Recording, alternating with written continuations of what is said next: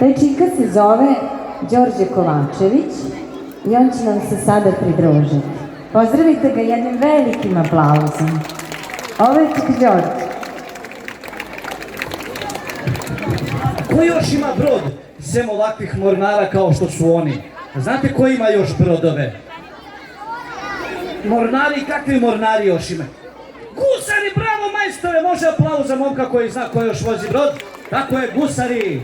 E sad pazite, gusari su obično loši, jel tako? Pljačkaju, napadaju ove fine mornare i ne znam nija šta, ali u mojoj pesmici, koja se zove gusarska pesmica, normalno, mornari su dobri. I mornari, ovi gusari, oni samo traže izgubljeno blago. Oni ništa drugo neće nikog da napadaju, oni samo hoće da nađu to izgubljeno blago koje je zakopano na nekom ostrvu, ne znam nija, u nekom pesku, razumete? I sad ćemo zajedno pokušati da pevamo tu gusarsku pesmu koju sam ja smislio na krevetu. Pa bio je gusarski brod krevet. Jer se vi igrate gusara na krevetu svoje mame i tate? Ne! A probajte, mnogo interesantno i zabavno. Ozbiljno vam kažem. Ajde da probamo, da čujete kako to zvuči kad smišljate pesmicu na krevetu misleći da je to gusarski brod. Viš, kako da ide? Kako gusari, znaš, po brodu tako skakoću. I šta kažu gusari? U potragu za blagom mi moramo poć i zato plovimo celu noć. Vetar duva, vjetra su nam puna, tako ćemo stići i do Zlatruna. Vetar duva, vjetra su nam puna, tako ćemo stići i do Zlatnog Runa. Znate vi šta je Zlatno Runo? Ne znate? To je znate one dlake od ovce, znate, ali zlatne, to mnogo vredi, mnogo skupo. Mi smo stigli na ostrvo, našli smo blago, ali nam je neko odvezao brod. Šta ćemo sad? Šta rade gusari kad se nađu na ostrvu, a neko im ukrade brod? Plivaju! Prave splavove, šta još? Zovu u pomoć! Kako? Traže blago. Čekaj ovako, stani, znači, da se organizujemo. Našli smo blago i sad smo srećni, a tako? Ali nemamo brod. Neko nam ukrao brod. Znači, šta? Od papira da napravimo brod.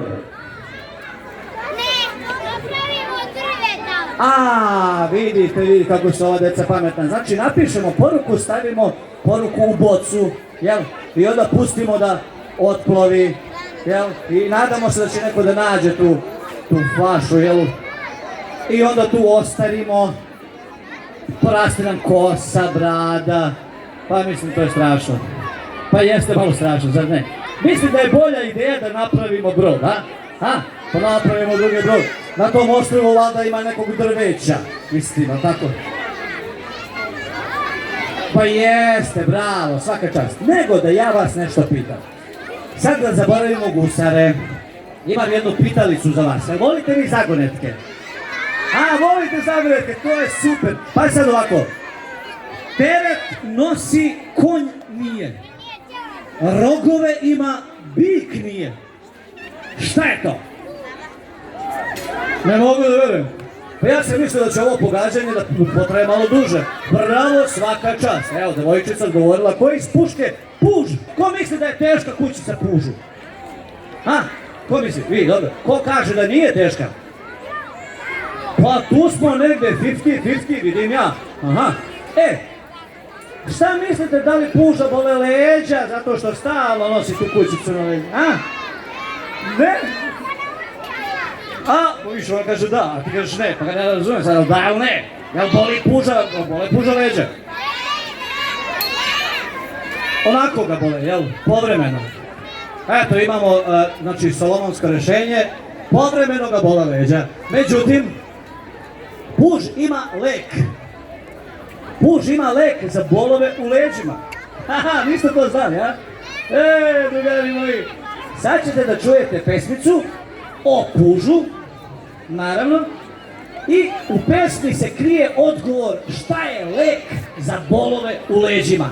A kad završi pesmica, vi pažljivo slušajte, da vidimo ko će da pobedi, ko će da zna odgovor na pitanje koji je pravi lek, provereni stari, za bolove u leđima. Može, ajmo!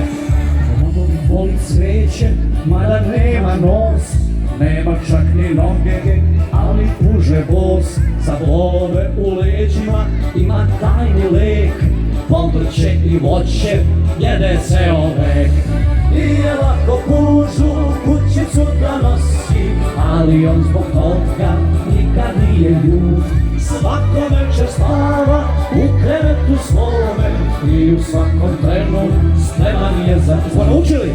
Nije lako pužu kućicu da nosi, ali on zbog toga nikad nije ljud. Svako večer spava u krevetu svome i u svakom trenu spreman je za put. Evo dobro! Koji je lek? Da, evo ga, pitanje nagrade. Kako, šta si rekla? Da jede voće i povrće. Bravo! Odgovor je tačan, imamo pobjednika. I da ga jedemo jer tada budemo najzdraviji. Bravo! Eto, viš, ti to, znaju deca, ljudi, ako ne znate nešto, pitajte decu. Sad ja vas nešto, deca, pitam. Znate li vi šta je to, recimo, svastika? Svastika, nikad čuli, a? Nemate pojma šta je svastika, a? Da vam kažem, nisam ni ja znao kad sam bio mali. Dok se nisam oženio, onda sam naučio. Svastika, da ne znaš šta je, dobro, Nije plastika, svastika.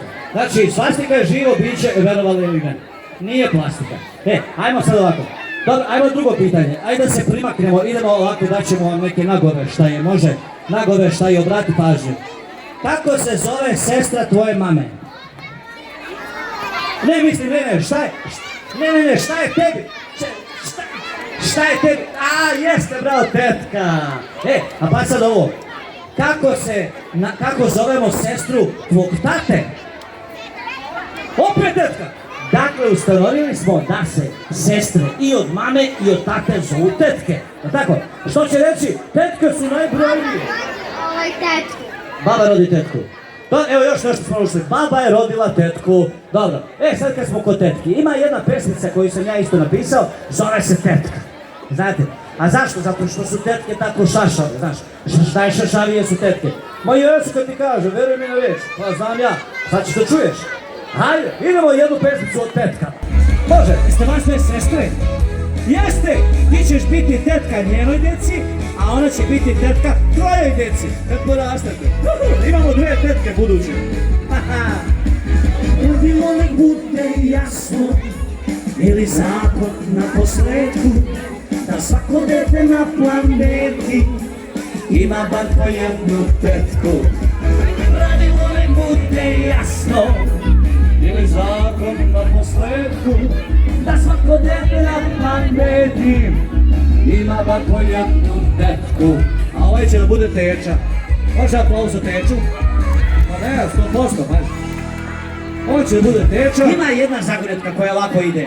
Čekaj da se sjetim kako ono išlo. Imam duge noge i znam jako da skačem. Zelene sam boje, pogodi ime moje. Bro, što je ovo, deco? Pa vi ste čudesni. Vi ste čudesni, apsolutno. Ja sam mislio to pogađanje će duže da traje, ali vi to ko iz prve.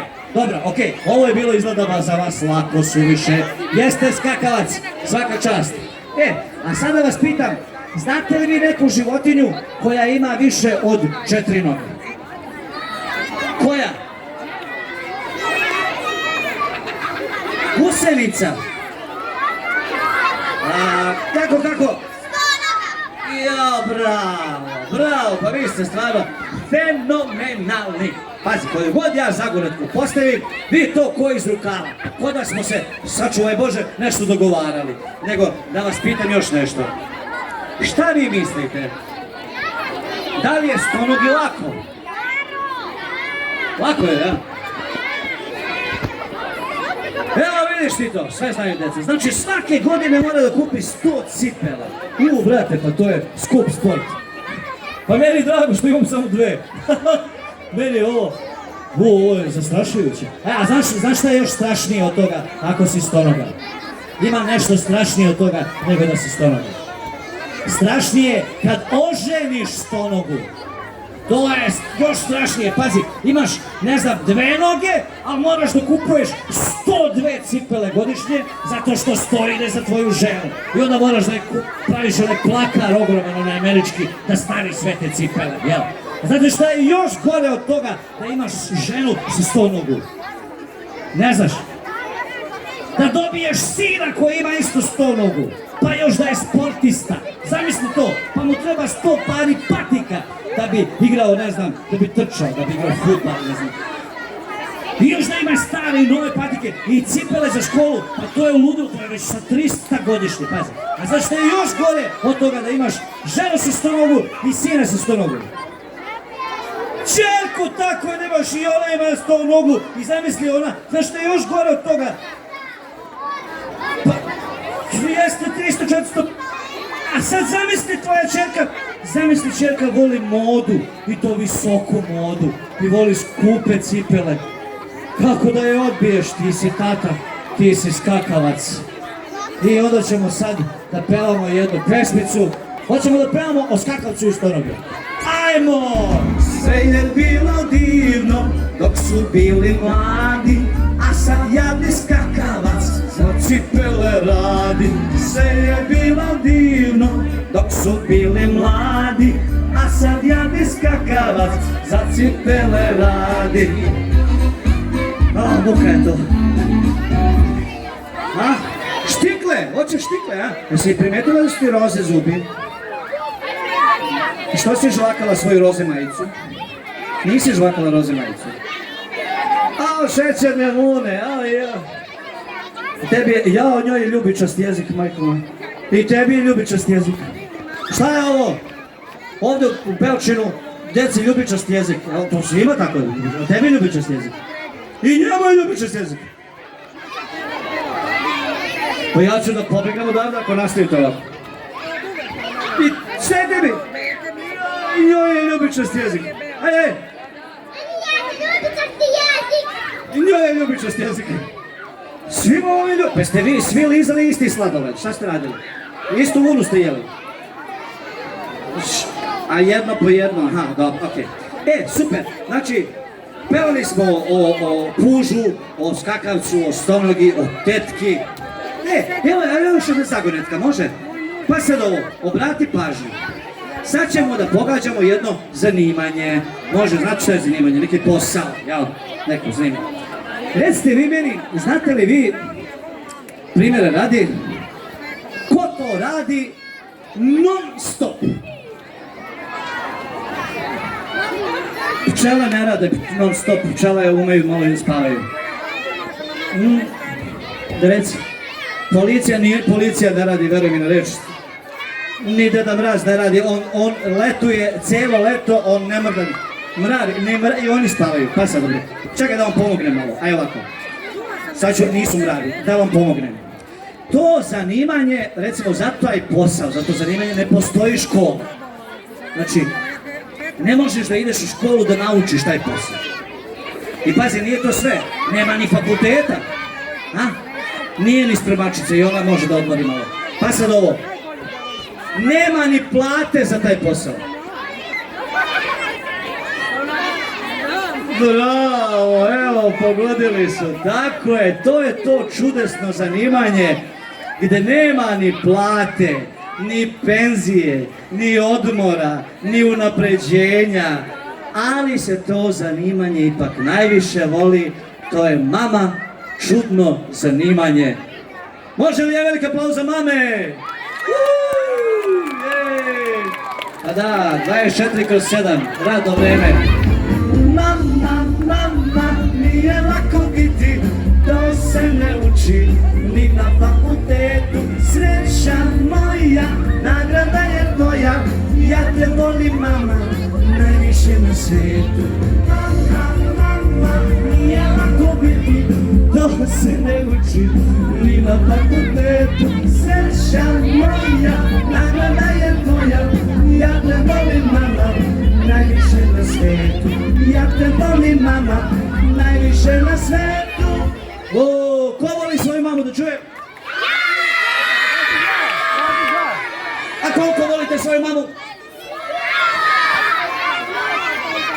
Čekaj, a volite tatu?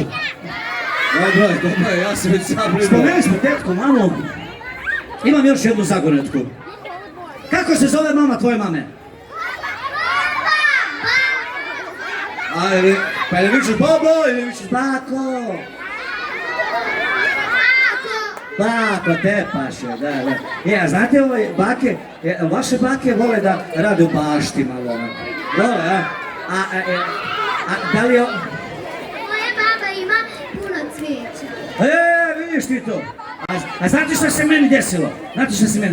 I dolazim ja kući kad ono baba se krije, mislim nije moja baba nego od mog deteta baba, mog sina baba, jel? Znači, ali zvaće moj baka, važi. Znači, baba se krije iza nekog žbuna, znaš? I ja pitam, baba, crna baba, šta radiš tamo? A ona drži onu motiku, neke, ne znam, grabulje, šta su bile. I kaže, baba crna, šta radiš, šta se kriješ iza žbunja? A kaže, pa vidiš šta mi uradila? Ja kažem, ko? Pa vidiš, kaže, jučer sam kosila. Pa šta? Pa vidjela kako ste sredila lepo travu. Pa rekao, dobro, šta sad? Pa ništa mi uradila! Ja kažem, ko ti bre uradio, šta je, niko ti ništa nije po dvorište, niko nije ulazio, 100% garantujem u kapiju zaključali, ne može niko da uđe bre. Kaže ona, krtica. Znate vi šta je krtica? Ali znate vi da krtica uopšte nije loša. Krtice za džabe prekopavaju baštu. Pa da, one ruju, znači prevrću onu zemlju i onda je zemlja plodnija, bolje na njoj raste. Ali iz nekog razloga ljudi ne vole krtice, baš bi sve znao, ne. A znate šta jedu krtice? Pa jeste larve, neki bube, svi bojite buba. Ti se ne bojiš buba? Pa ti si ovdje jedini, ovdje si svi boje buba, bre. Ti se gadiš buba, onda vidiš treba da voliš krticu, jer krtica jede bube i larve. Znači, šta? Pa ako ostavi se krtice naše, ako Boga znaš, džabe ti okopava baštu, što staje. Ako stani malo, pusti je da živi, ona jede larve i bube što me plaše. Besplatno ti baštu okopava stalno, ostavi se bako, ti krtice naše.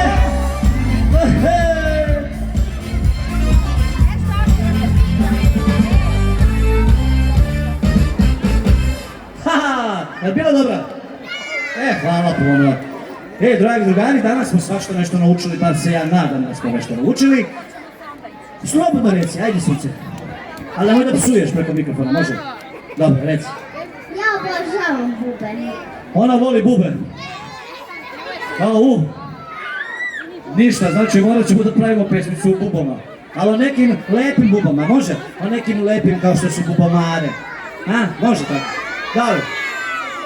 Drage djeco, evo to je bilo sve od mene za danas. Nadam se da vam je bilo zabavno, da ste ponešto naučili, da su vam se dopale moje pesmice.